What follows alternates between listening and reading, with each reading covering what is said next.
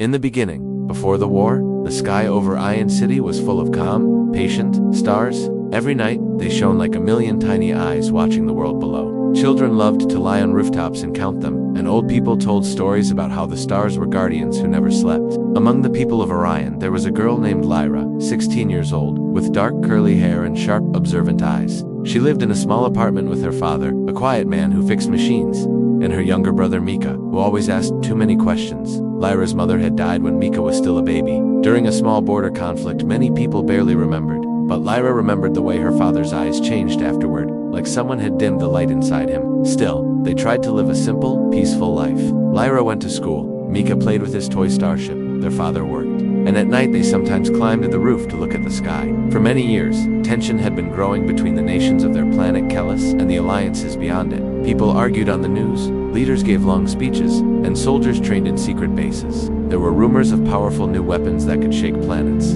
that could turn night into day, that could reach the stars themselves. Most people tried to ignore these stories. They still had to cook, work, sleep, and love. But Lyra listened. She watched. She noticed how the sky seemed a little less peaceful every year. How the satellites moved in strange patterns. How sometimes, late at night, she could see faint flashes of light far above, like battles already happening in the darkness. One evening, as she and Mika were on the roof, Mika pointed up and said, "Do you think the stars are afraid?" Lyra laughed softly. "Stars don't get afraid," she said. But inside, she was not so sure. The next morning, the news screens across the city flashed red. Attack in orbit. People stopped in the streets to stare. A research station, high above their planet, had been destroyed. No one knew who had done it. The government blamed the Outer Alliance. The Alliance blamed the government. Old arguments turned into hot rage. Soon, fleets of warships moved into the sky like black birds preparing for a storm. Lyra's father grew quiet while watching the reports. "If they fight up there," he said slowly, "the stars will see everything." Lyra looked out the window at the bright blue sky, trying to imagine huge ships hiding behind it. "Will it come down here?" she asked. Her father didn't answer. A few days later, the schools closed. People were told to stay indoors in case of debris events. That was a soft way to say pieces of broken ships falling from the sky.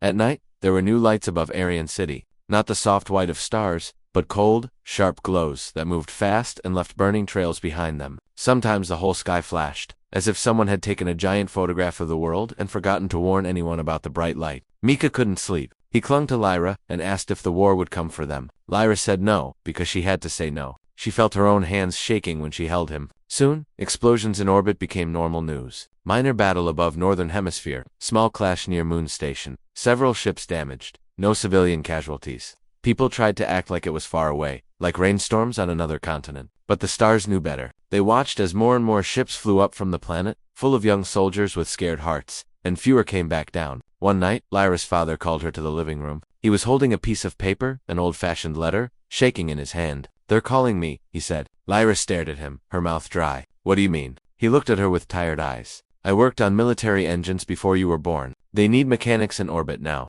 Lyra felt like the floor had disappeared under her feet. "But you're old," she said, almost angrily. "You can't fight." He gave a small, sad smile. "They don't want me to fight. They want me to fix the things others use to fight." Mika ran in, holding his toy ship, and Lyra's father knelt down to hug him tightly. Lyra watched, her chest hurting. That night, after Mika fell asleep, their father went to the roof with Lyra one last time. The sky looked strange, full of silent glitter and distant flashes. "Lyra," he said quietly, "if something happens to me, you must protect Mika, no matter what. The world may change. The sky may burn, but you must keep his heart safe." Lyra swallowed hard. "Don't talk like that. You'll come back. You have to." He looked at her for a long moment, as if memorizing her face. "I will try," he said simply. When his shuttle left the next morning, Lyra and Mika watched from the transport platform. The shuttle rose like a bright tear into the sky, leaving behind a trail of light. Mika waved, laughing, because he still believed all goodbyes were temporary. Lyra only watched, her hands clenched at her sides. High above them, the stars waited in silence. They did not yet tremble, but the war was only beginning.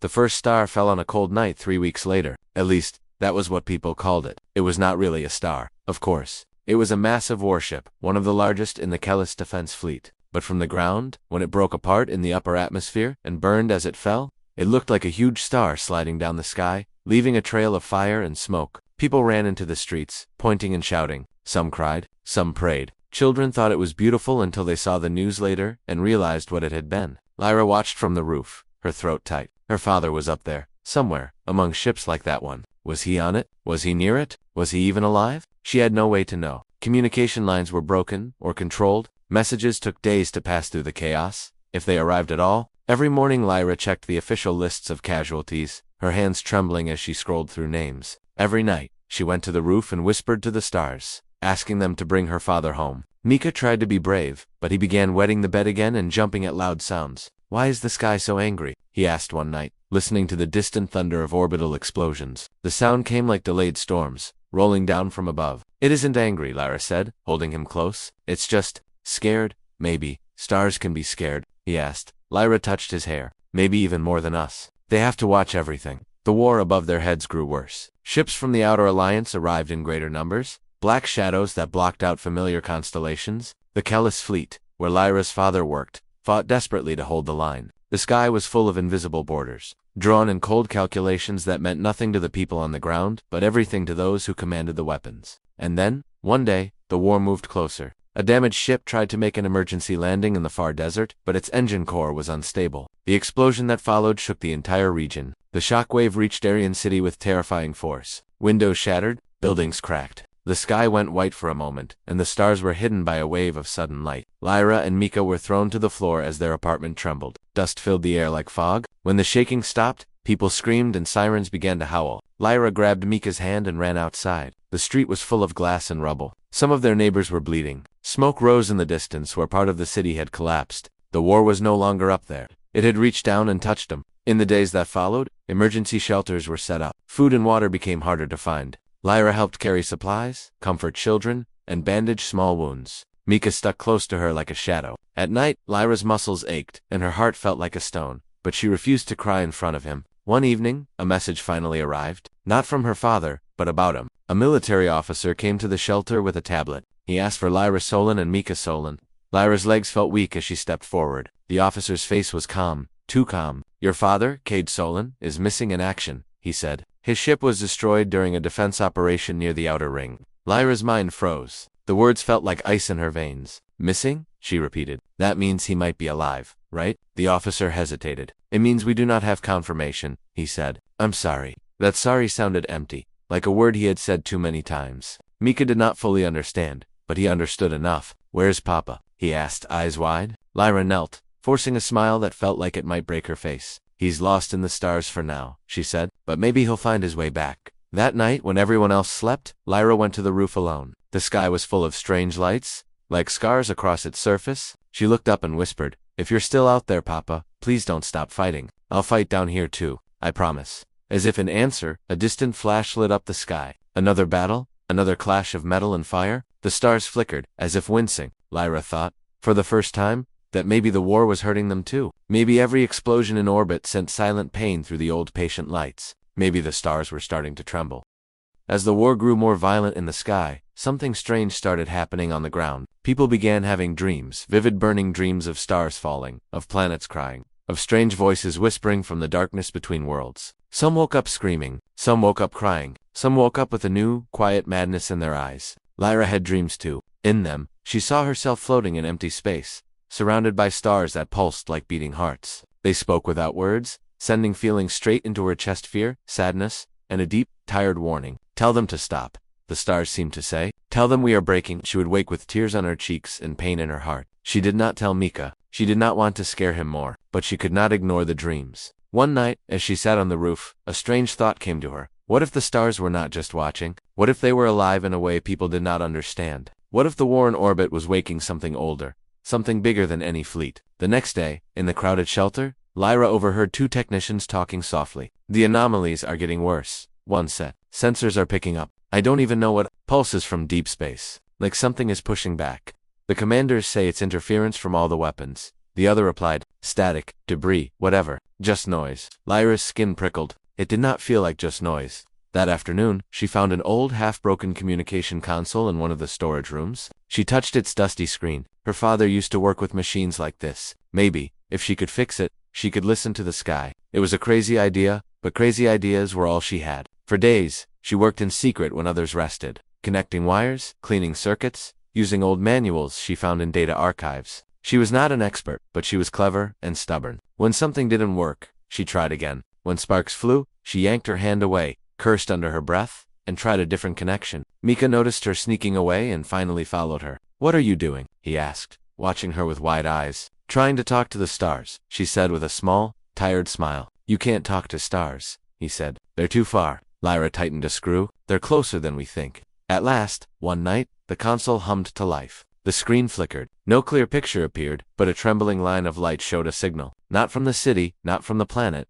but from somewhere above. Lyra adjusted the controls with shaking fingers. Static filled the speaker, then a strange, low pulse, like a heartbeat echoing through metal. Mika shivered. "What is that?" he whispered. Lyra closed her eyes, listening. The pulse grew stronger, and with it came a flood of emotions that were not her own deep sorrow. Wide as the sky, and a sharp pain like a bright crack across glass. Lyra saw flashes in her mind. Ships tearing space. Beams of energy tearing through the dark. Stars trembling as shock waves ran through their ancient bodies. "They're hurting," she whispered. "Who?" Mika asked. "The sky," Lyra said. "The stars. Everything out there." In the days that followed, Lyra used the console to listen. Sometimes she heard fragments of human voices, the clipped commands of admirals, the frantic cries of pilots, the calm lies of politicians saying everything was under control. But beneath all that, like a low, constant drum, she heard the universe itself reacting. The more weapons were fired, the stronger the pulses became. It was as if the fabric of space was crying out. One evening, she picked up a weak personal transmission, a voice she knew. "This is Cade Solon. If anyone hears this, ship damaged, drifting."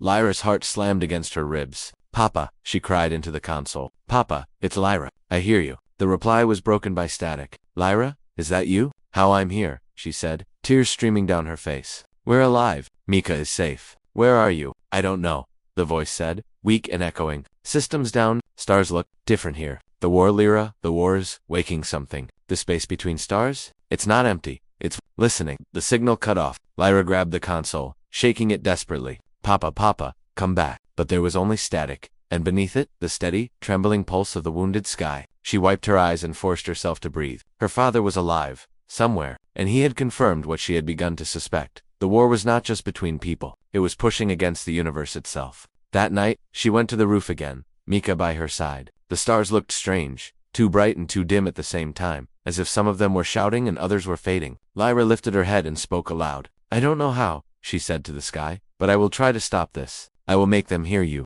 The wind blew weakly, carrying dust. The stars gave no clear answer, but somewhere, far beyond what human eyes could see, something heard her, and the cosmos shivered.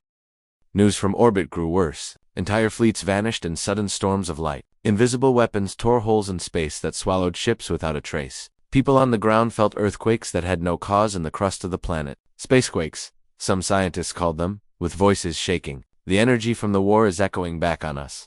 Some said it was only science. Others whispered that the universe was angry. Lyra did not care what they called it. She only knew that every time the sky flashed bright enough to turn night into day, someone's father, mother, sister, or brother was dying. Maybe her own father was still out there, trying to survive in a broken ship, while reality itself trembled around him. She listened to the console every day, hoping for his voice again, but only heard static and the beating heart pulse of the damaged stars. One night, a huge battle began right above Aryan City. People could see the ships as bright dots moving fast, chasing and fleeing, beams of light linking them like threads of fire. It was beautiful and terrible. Children cried. Grown-ups stared with empty faces. The city shook as debris burned overhead. A massive explosion lit up the sky, so bright that for a moment everyone's shadows were burned dark on the ground. Lyra felt her ears ring. Mika covered his head and screamed. When the light faded, something remained in the sky. Not a ship, not a cloud, but a crack. A long, thin black crack stretched across the stars, like a line drawn by a giant hand across a painting. Through that crack, no stars shone. It was pure darkness, deeper than night. People stared up and felt fear sink into their bones. "What is that?" Mika whispered. His voice trembled. Lyra could not answer. On the console, alarms began to beep. Some old program, still half working, was trying to read the phenomenon. Spatial rupture detected. A mechanical voice crackled. Unknown origin. Unknown depth. In the days that followed, more cracks appeared in the sky, especially wherever battles were fiercest. The war was tearing holes in the fabric of the universe. Strange things began to happen. Time felt wrong. Some clocks ran fast, some slow. People heard echoes of voices that had not spoken yet, or footsteps from empty rooms. Animals refused to go outside at night and hid in corners, shaking. The stars flickered like candles in a storm. Lyra started having worse dreams. In them, she saw giant shapes moving behind the cracks, slow and vast, like shadows of mountains walking. They were not angry, exactly, but they were waking up, forced to notice the noise of human war. "We were sleeping." A voice without words seemed to say, "You are loud, you are breaking the walls." She woke up gasping for breath, clutching her chest. She knew, then, that if the war continued, something that had slept for ages might fully wake. And once awake, it might not care who was right or wrong. It might simply crush everything to make the noise stop. Lyra knew she was just one girl on one damaged planet, but she could not accept doing nothing. She began to talk to others about what she'd heard. At first they looked at her like she was crazy. "The stars are trembling," an old woman said, frowning. "Child, we have enough to worry about down here." "But everything is connected," Lyra argued. "If the sky breaks, we break too." A few younger people listened more seriously. Some of the technicians who helped in the shelters had seen the sensor data. They had felt they had read reports about instruments going wild, measuring things that shouldn't exist. Slowly, a small group formed around Lyra, people who believed the war was doing more than killing soldiers, people who understood that the universe itself was taking damage. They called themselves the listeners. They used broken equipment, stolen data, and old frequencies to try to send messages first to their own leaders, then to the Outer Alliance, then to anyone who might hear. Their message was simple: stop firing. You are breaking the sky. You are waking something vast. If you continue, we may all cease to exist. For a long time, there was no answer. The war continued. The cracks widened. One evening, as Lyra listened with her group gathered around the console, a new voice came through. It was not her father. It was a calm, steady, strange voice that spoke the common tongue with an unfamiliar rhythm. "This is Admiral Saren of the Outer Alliance," the voice said. "We have received your transmissions. You are a civilian station." Lyra swallowed. Her hands trembled as she pressed the button. "We're not a station," she said. "We're just people on the ground. But we can see what's happening. You have to stop." There was a pause. "We are in a defensive war," the Admiral said. "We cannot stop firing while your government tries to destroy us." Another signal cut in, overlapping. "This is Commander Hale of the Kellis Defense Fleet, who is sending these messages. You are causing interference on military channels."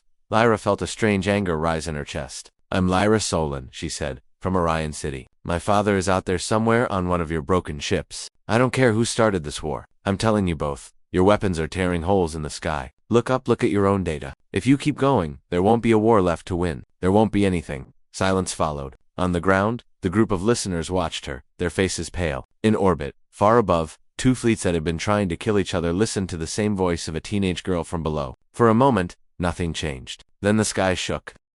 The shaking began as a deep, low hum that only the instruments picked up, but soon everyone could feel it. The ground vibrated. The air seemed to thicken. The cracks in the sky widened like wounds. Through them, something like light and shadow mixed poured out, not beams, not darkness, but a strange, shifting glow that made people's eyes water. All over the planet, people stopped what they were doing and looked up. Battles in orbit paused, too, as ship systems went haywire. Weapons froze. Engines glowed. The stars themselves seemed to flicker and bend, as if a great invisible hand was pushing on the fabric of the universe. Lyra clutched the console, Mika holding onto her arm. "What's happening?" he whispered. Her heart pounded. "It's waking up," she said softly. "Whatever's out there, it's awake now." In her mind she felt it like a tide rising, like a voice that was not a voice, filling the space around her, inside her, everywhere. It was huge, older than any star, spread across distances she could not imagine. It was not a person or a god. It was more like the mind of the universe itself, slow and deep, forced to attention by the constant stabbing of weapons in its skin. It did not speak in words, but Lyra understood it anyway. "Why are you hurting my body?" it asked, in a way her heart could hear. She saw images, ships exploding, cracks forming, planets shaking, tiny humans shouting and crying. We're fighting each other," she answered silently, tears in her eyes. "We're afraid. We're selfish. We're lost."